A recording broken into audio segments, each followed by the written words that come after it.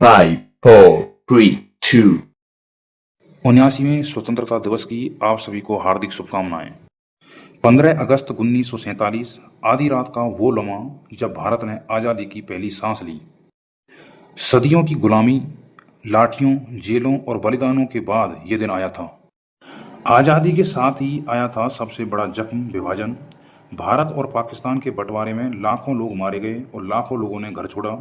धर्म के नाम पर खून बहा और ये जख्म आज भी हमारे समाज में मौजूद है। लेकिन आज 79 साल बाद 2025 में एक सवाल गूंजता है, क्या भारत सच में आज़ाद है? आज़ादी सिर्फ विदेशी शासन से मुक्ति नहीं, बल्कि गरीबी, डर, अन्याय और असमानता से भी होती है।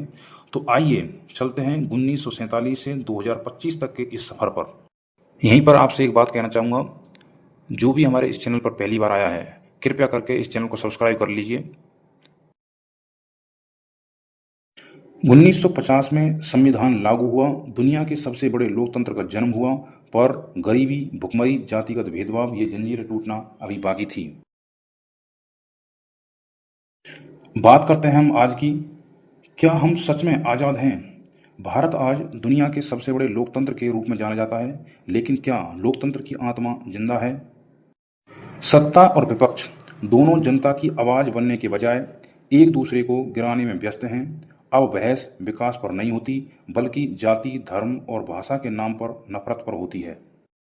अभी हाल में राहुल गांधी ने आरोप लगाया, हमारे वोट चोरी हो रहे हैं, लोकतंत्र खतरे में है। लेकिन क्या इन आरोपों पर निष्पक्ष जांच हुई, या ये भी राजनीति के सूर में दबा दिया गया?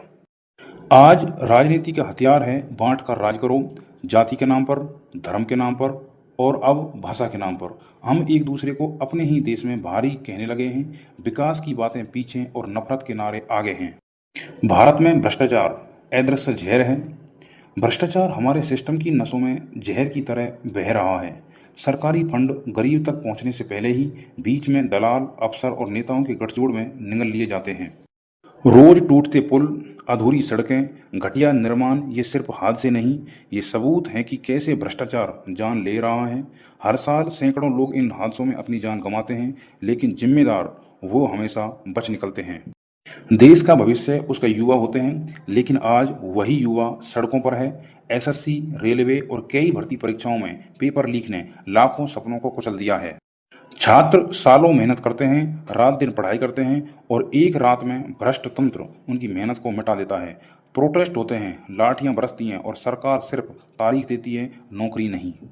आज़ादी के बाद हमें सबसे मजबूत बनाना चाहिए था शिक्षा को, लेकिन आज सरकारी स्कूलों में न शिक्षक पूरे हैं, ना किताबें, ना लैब, ना खेल के मैदान।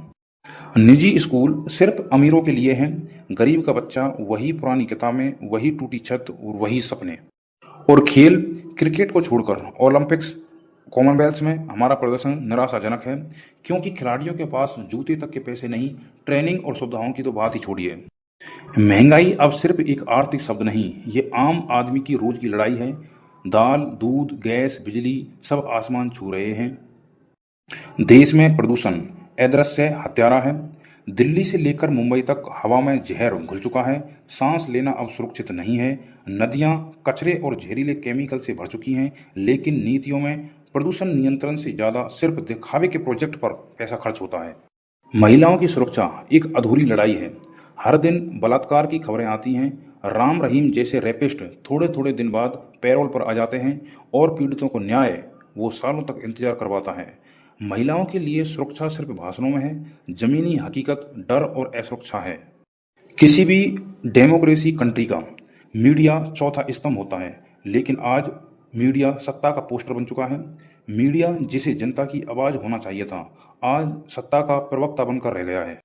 असली मुद्दे बेरोजगारी, महंगाई, भ्रष्टाचार, पेपर लीक गायब हैं और टीआरपी और सनसनी के लिए सच्चाई दबा दी जाती है।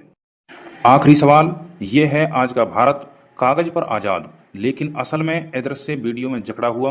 बेड़ियां जिनका नाम है भ्रष्टाचार, बेरोजगारी, महंगाई, प्रदूषण, नफरत और सत्ता की चुप्पी। सवाल साफ है, आज़ादी का मतलब सिर्फ झंडा फहराना नहीं, बल्कि बिना डर के जीना, सच बोलना और अपने हक को पाना है। हमारे सामने चुनौतियां हैं शिक्षा, स्वास्थ्य, रोजगार, भ्रष्टाचार और आपसी नफरत। पर ये लड़ाई सिर्फ सरकार या नेताओं की नहीं, ये हर उस नागरिक की है जो अपने देश को बेहतर देखना चाहता है। मेरा आपसे हाथ जोड़कर निवेदन है कि 15 अगस्त के दिन जो आपने तिरंगे को मान सम्मान दिया है, उसे बरकरार रखना है और कचरे में नहीं फेंकना है।